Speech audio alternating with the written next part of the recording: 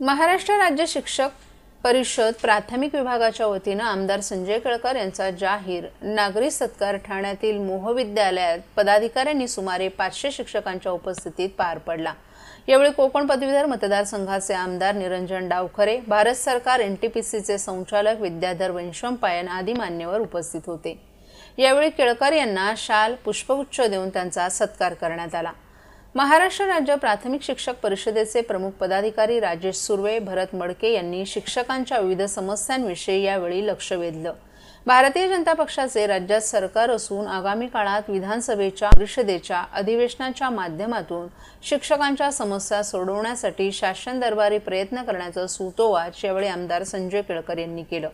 या कार्यक्रमात ठाणे जिल्हा हाऊसिंग फेडरेशनचे अध्यक्ष सीताराम राणे, ठाणे महानगरपालिका परिवहन सदस्य विकास पाटील यांची विशेष उपस्थिती लाभली। यावेळी राज्य कार्यवाहक संजय पगार, कार्यकारी अध्यक्ष बाबूराव गाडेकर, कार्याध्यक्ष बाबूराव पवार, संघटन मंत्री विकास पोतेरे, राज्य संपर्क प्रमुख राजेंद्र नांद्रे, महिला आघाडी उपाध्यक्ष छाया पाटील, उपाध्यक्ष सुनील केणे, उपाध्यक्ष आबा बच्चाव, राज्य अध्यक्ष राजेश सुर्वे, कार्याध्यक्ष भरत मडके, जिल्हा महिला आघाडी प्रमुख छाया देशमुख आदी मान्यवरही उपस्थित होते।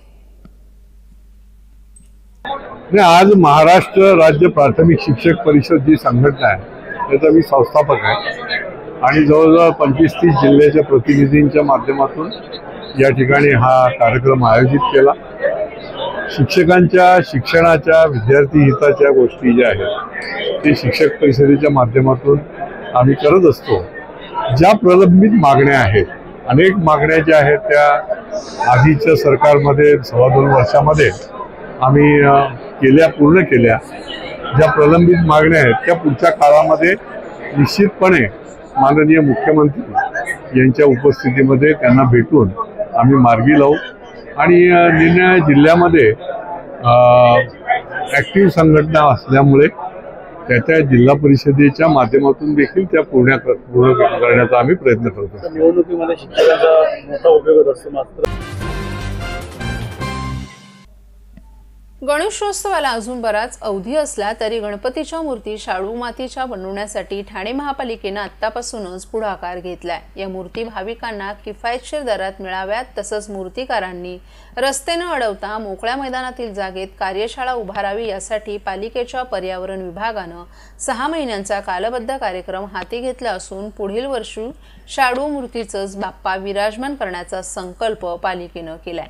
प्लास्टर ऑफ पॅरिसऐवजी पर्यावरणपूरक शाडू मातीच्या गणेश मूर्ती बनवाव्यात यासाठी दरवर्षी जनजागृती करूनही मूर्तिकार मात्र याकडे सर्रासपणे दुर्लक्ष करतात। उच्च न्यायालयाने याबाबत महापालिकेचे कान टोचले होते तरी देखील महापालिका क्षेत्रात 2024च्या गणेशोत्सवात सुमारे 30% मूर्ती या शाडूच्या होत्या। हे प्रमाण ठाण्यात पुढच्या वर्षी शाडू मूर्तीचेच बाप्पा वाढवण्यासाठी पर्यावरण विभागानं 6 महिन्यांचा कालबद्ध कार्यक्रम हाती घेण्याचे निर्देश पालिका आयुक्त राव यांनी दिले आहेत। सन 2025च्या गणेशोत्सवात ठाणेकरांचा शाडूच्या मूर्तीकडील कल वाढावा, यासाठी त्या मूर्ती किफायतशीर कशा होतील यासाठी प्रयत्न करावेत। रस्तोरस्ती लागणाऱ्या मूर्ती विक्री केंद्रांऐवजी केंद्रित पद्धतीनं ठिकठिकाणच्या मोकळ्या जागांमध्ये मैदानांमध्ये स्टॉलची व्यवस्था करावी, म्हणजे रस्ते वाहतूक आणि पादचाऱ्यांना अडथळा येणार नाही याची दक्षता सहाय्यक आयुक्तांनी आपापल्या प्रभागात घ्यावी, असंही पालिका आयुक्त सौरभ राव यांनी सांगितलं। मूर्तिकार, गणेश मंडळ, पर्यावरण विषयातील संस्था यांच्या मदतीने याबाबत जनजागृती करण्यात यावी।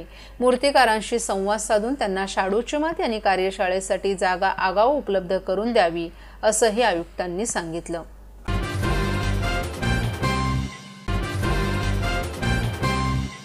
महाराष्ट्रातील भगिनींना आधार देणारी राज्य शासनाची मुख्यमंत्री माझी लाडकी बहीण योजना।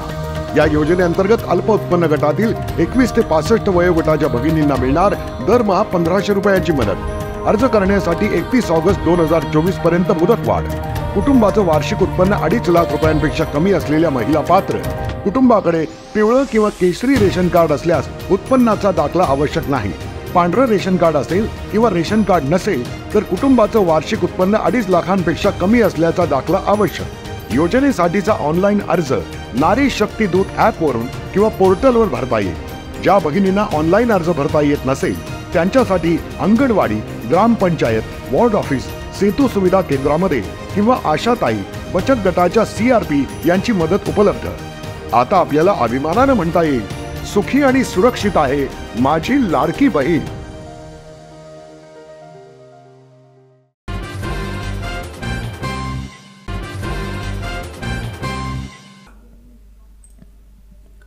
भारतरत्न डॉक्टर बाबासाहेब आंबेडकर यांच्या महापरिनिर्वाण दिनी चैत्यभूमीवर आलेल्या अनुयायांना गेल्या 2 वर्षांपासून उपमुख्यमंत्री एकनाथ शिंदे यांच्या माध्यमातून भोजनाची व्यवस्था करण्यात येत आहे।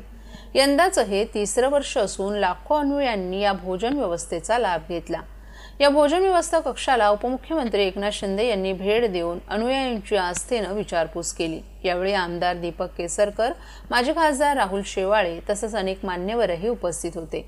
डॉक्टर बाबासाहेबांच्या महापरिनिर्वाण दिनी राज्यातूनच नव्हे तर देशभरातून लाखो अनुयायी मुंबईतील दादर येथे असलेल्या चैत्यभूमीवर डॉक्टर बाबासाहेब आंबेडकर यांना अभिवादन करण्यासाठी येत असतात। अशा वेळी त्या अनुयायांची 2 दिवस भोजनाची व्यवस्था व्हावी तसंच त्यांची कोणतीही गैरसोय होऊ नये यासाठी उपमुख्यमंत्री एकनाथ शिंदे यांच्या वतीनं भोजन व्यवस्थेचं आयोजन करण्यात येतं। महापरिनिर्वाण दिनानिमित्त 5 आणि 6 डिसेंबर या 2 दिवसांमध्ये जवळपास 5 लाख किंवा त्यापेक्षाही अधिक अनुयायी चैत्यभूमी येथे येत असतात। त्या सर्व अनुयायींना भोजन आणि पाण्याची उत्तम व्यवस्था करण्यात येते। मात्र यासोबतच प्रत्येक अनुयायींना बसून व्यवस्थित जेवता येईल याचीही काळजी घेण्यात येते। प्रत्येक अनुयायींना बिसलेरी पाण्याची बाटली जेवणासोबत दिली जाते। भोजनानंतर पत्रावळी तसंच बाटल्यांपासून होणारा कचरा थेट गाडीत भरून विल्हेवाट लावण्यासाठी घेऊन गेला जातो। त्यामुळे भोजन व्यवस्थेबरोबरच स्वच्छतेची देखील तेवढीच काळजी या ठिकाणी घेतली जाते। 6 डिसेंबरच्या रात्रभर ही भोजन व्यवस्था सुरू असल्याची माहिती कोपरी पाचपाकाडी उपशहर प्रमुख जयप्रकाश कोटवानी यांनी दिली। या संपूर्ण उपक्रमासाठी शहर प्रमुख राम रेपाळे, उपशहर प्रमुख जयप्रकाश कोटवानी, प्रवक्ते राहुल लोंढे, धोबीघाट शाखा प्रमुख रोहित पिंपोळकर, गायकवाड, उपविभाग प्रमुख संदीप जगताप, युवा सेनेचे सुशांत मोरे, उपशाखा प्रमुख रुपेश शिंदे, मनीष ठाकूर तसंच इतर शिवसेनेचे पदाधिकारी आणि कार्यकर्ते यांचंही विशेष सहकार्य लाभलं।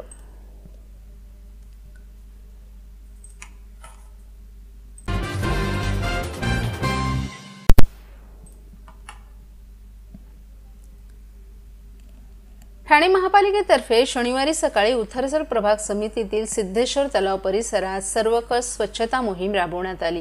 उपमुख्यमंत्री एकनाथ शिंदे यांच्या संकल्पनेतून सुरू झालेल्या सर्वकष स्वच्छता मोहिमेत मोठे रस्ते आणि चौक यांची स्वच्छता सुरू करण्यात आली होती। त्यातच आता झोपडपट्टी परिसर, अंतर्गत रस्ते यांचीही स्वच्छता करण्यात येत आहे। पालिका आयुक्त सौरभ राव यांच्या निर्देशानुसार झोपडपट्टी परिसरातील अंतर्गत रस्ते, गटार, सार्वजनिक शौचालय यांच्या स्वच्छतेची मोहीम शनिवारी उथळसर प्रभाग समितीतील सिद्धेश्वर तलाव परिसरात राबवण्यात आली। अतिक्रमण विभागानंही रस्त्यावरील अतिक्रमण हटवून हा परिसर मोकळा केला। घनकचरा व्यवस्थापन विभाग, अतिक्रमण विभाग आणि उथळसर प्रभाग समिती यांच्या समन्वयानं या परिसरातील गटारी, अंतर्गत रस्ते, सार्वजनिक शौचालय यांची सर्वकष स्वच्छता करण्यात आली। या अतिरिक्त आयुक्त प्रशांत रोडे यांच्या मार्गदर्शनाखाली करण्यात आलेल्या या स्वच्छता मोहिमेत सुमारे 100 स्वच्छता कर्मचाऱ्यांसोबत उपायुक्त मनीष जोशी आणि आरोग्य अधिकारी डॉक्टर राणी शिंदे यांनीही सहभाग घेतला। सर्वकष स्वच्छता मोहिमेत झोपडपट्टी परिसरातील अंतर्गत रस्ते, गटार आणि सार्वजनिक शौचालय स्वच्छता करण्यास सुरुवात झाली आहे। त्यातून स्वच्छतेविषयी नागरिकांमध्ये जागरूकता वाढेल आणि शहर अधिक स्वच्छ आणि आरोग्यदायी होईल असा विश्वास घनकचरा व्यवस्थापन उपायुक्त मनीष जोशी यांनी व्यक्त केला।